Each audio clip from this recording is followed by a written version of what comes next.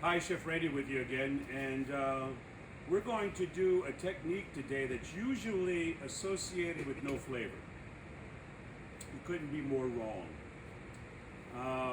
Steaming is not something that a lot of restaurants do. You probably see big steamers, commercial steamers, whatnot, in big catering kitchens. We used to have a fella here by the name of John Caslow. And Caslow used to be an old chef, an old catering chef.